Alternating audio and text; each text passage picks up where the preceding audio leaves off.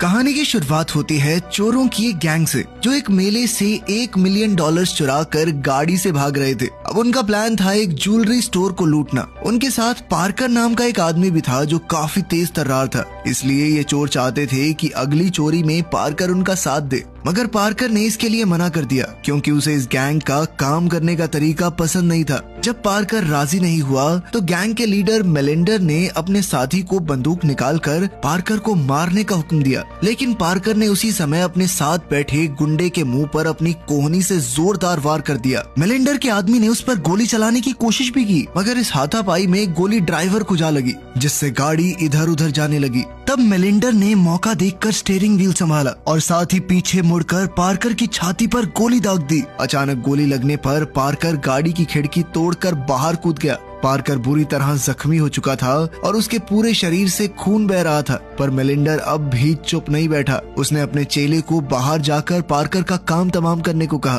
Parker ने इसी आदमी को जोरदार मुक्का मारा था, इसलिए उसने अपना बदला लेने के लिए पार्कर को गोली मारकर उसे एक नाले में धकेल दिया ताकि वो जिंदा न बच सके। इसके बाद हमें बताया जाता है कि दरअसल पार्कर और ये चारों चोर एक दूसरे को पहले से नहीं जानते थे। एक दिन क्लेयर के पिता मिस्टर हर्ली ने पार्कर को उनसे मिलाया था। मिस्टर हर्ली खुद भी एक जाना माना चोर था जिसने पार्कर के साथ मिलकर काफी डकैतियां की थी। उनकी नजरों में पार्कर काफी होनहार और तेज था, इसीलिए उन्होंने उसे मेलिंडर की गैंग से मिलवाया। असल में उन्हें एक सुपरमार्केट की तिजोरी लूटनी थी, इसलिए उन्हें पार्कर जैसे काबिल इंसान की जरूरत थी। अगर पार्कर इसके लिए राजी हो गया तो वो चोरी का पूरा प्लान बनाएगा और सब उसी के प्लान के हिसाब से चलेंगे। पार्कर का एक रूल था, वो हमेशा अमीरों को लूटता था और साथ ही उसने आज तक किसी बेगुनाह की जान नहीं ली थी। उस दिन शहर में काफी बड़ा मेला था, जिस वजह से उनकी गैंग भी आसानी से आम लोगों की भीड़ में शामिल हो गई। सबसे पहले दो चोर जोकर्स का भेष बनाकर भीड़ का हिस्सा बनकर एक खास जगह पर पहुंचे।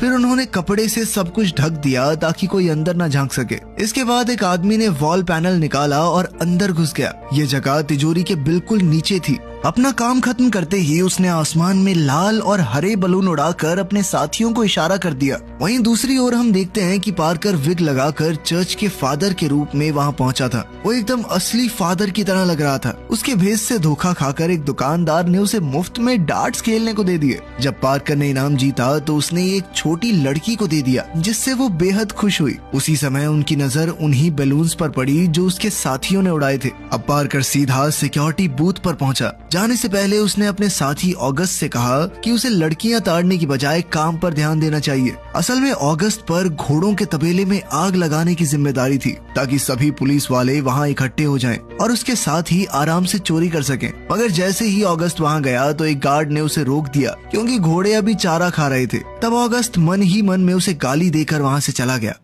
वहीं दूसरी ओर तिजोरी वाले कमरे में सब पैसे गिन रहे थे, पर किसी को ये भनक नहीं लगी कि मेलिंडर और उसके आदमी जोकर बनकर अंदर घुस आए थे। उसी समय पार्कर फादर के भेष में दो पुलिस वालों से रास्ता पूछने लगा। तभी अचानक जमीन के अंदर से एक जोकर बाहर आ गया और उसने पुलिस वालों पर बंदूक तान दी, लेकिन उसने गोली नहीं चलाई क्योंकि पार्कर ने कहा था कि वो मासूमों की जान नहीं लेंगे। थोड़ी देर बाद पार्कर ने दूसरे पुलिस वाले को बंदी बना लिया और जल्द ही उन्होंने वहां मौजूद सभी लोगों के फोन छीन लिए। तभी अचानक एक पुलिस वाले को डर के मारे अस्थमा अटैक आ गया, तो पार्कर ने उसे शांति से कहा कि वो किसी भी बेगुनाह की जान नहीं लेंगे, इसलिए उसे घबराने की जरूरत नहीं है। पार्कर की समझदारी देखकर मेलिंडर काफी प्रभावित हुआ। फिर उसने एक ब्लो टॉर्च की मदद से तिजोरी का ताला खोला और सारा पैसा अपने बैग्स में भर लिया। तभी अचानक बाहर से जोरदार धमाके की आवाज सुनाई दी। पार्कर और उसके दोनों साथी जानते थे कि ऑगस्ट ने असली प्लान फॉलो नहीं किया, इसीलिए वो उसी समय अलग अलग दिशाओं में भाग निकले। ये सारी ऑगस्ट की गलती थी क्योंकि उसने घोड़ों के तबेले की बजाय कुछ दूर जाकर सूखी घास में आग लगा दी थी। इस इलाके में कुछ बूढ़े लोग नाच गा रहे थे।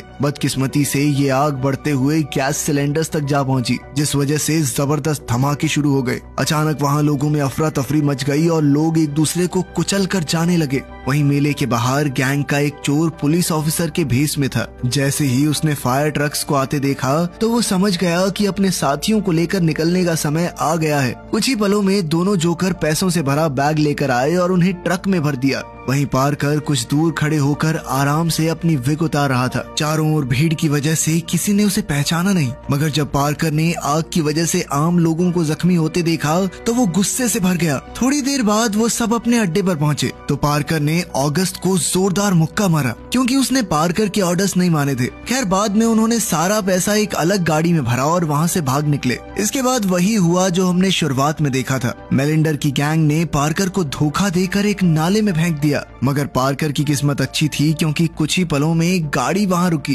और एक फादर और उसके 2 बच्चों ने पार्कर को पानी से बाहर निकाला। जल्द ही वो उसे इलाज के लिए हॉस्पिटल ले गए। कुछ समय बाद पार्कर की आंख खुली तो उसने देखा कि वो हॉस्पिटल में पड़ा था और उसके हाथ पैर तारों से लिपटे हुए थे। वहीं सामने टीवी पर कल की चोरी की खबर दिखाई जा रही थी। जब पार्कर को पता चला कि उन धमाकों में एक आदमी की मौत हो गई थी तो वो गुस्से से आग बबूला हो गया। अब उसने मेलिंडर की गैंग से बदला लेने की ठान ली थी। तभी उसके साथ मौजूद बूढ़े मरीज ने कहा कि उसे अभी बिस्तर से नहीं उठना चाहिए। उसने नर्स को बुलाने की कोशिश की तो पार्कर ने उसे रोक दिया। बूढ़े मरीज ने उसे बताया कि उसके परिवार से कोई नहीं आया और ना ही उसके पास से कोई आईडी मिली थी, इसलिए हॉस्पिटल ने इस मामले की खबर पुलिस को दे दी थी। उसी समय पार्कर ने देखा कि पुलिस की गाड़ी हॉस्पिटल में आ पहुंची थी। जैसे ही एक नर्स कमरे में आई तो पार्कर ने मौका देखकर उसका गला दबाकर उसे बेहोश कर दिया। फिर उसने खुद एक डॉक्टर का भेस बनाया और उस बूढ़े मरीज को व्हील चेयर पर बैठाकर बाहर ले आया। खुशकिस्मती से किसी ने उसे नहीं पहचाना। फिर बाहर जाते ही उसने बूढ़े मरीज से कहा कि चिंता मत करो चच्चा, तुम जल्दी ठीक हो जाओगे। जिसके बाद वो एक एम्बुलेंस में बैठकर निकल पड़ा। कुछ दूर जाकर उसने एम्बुलेंस में रखी दवाइयों से अपनी मरहम पट्टी की। तब उसे मेलिंडर और उसकी गैंग के विश्वासघात को याद करके इतना गुस्सा आया कि उसने बदला लेने की कसम खाई। कुछ दूर जाने पर शिकार का इलाका आया, जहाँ उसने एक छोटे से होटल के बाहर गाड़ी रोक दी। जैसे ही एक आदमी कमरे से बाहर निकला तो वो अंदर घुसकर नहाने लगा और कुछ हथियार इकट्ठा करके बाहर आ गया। अब उसे एक नई पहचान की जरूरत थी, इसलिए उसने नॉर्टे नाम के एक आदमी को फोन किया। वो किसी भी तरह कागज तैयार करने के लिए जाना जाता था। खैर अब नॉर्टे ने कहा कि इस काम में काफी पैसे खर्च होंगे। पार्कर ने उसी समय हाँ कह दिया, क्योंकि कुछ ही पलों में वो सामान गिरवी रखने वाली एक दुकान में चोरी करने वाला था। सबसे पहले उसने बंदूक की नोक पर वहाँ काम करने वाले आदमी को धमकाया, फिर उसके पैर में गोली मारकर उसके साथ चलकर उसकी मदद का नाटक किया। जैसे ही वो स्टोर में पहुंचे तो पार्कर ने कैशियर को भी बंदी बना लिया। वो दोनों चुपचाप उसकी बातें मानते रहे तो पार्कर ने उन्हें कोई नुकसान नहीं पहुंचाया। आखिरकार उसने ढेर सारे पैसे चुराए और बाहर निकलकर एक बूढ़ी औरत की गाड़ी में बैठ गया।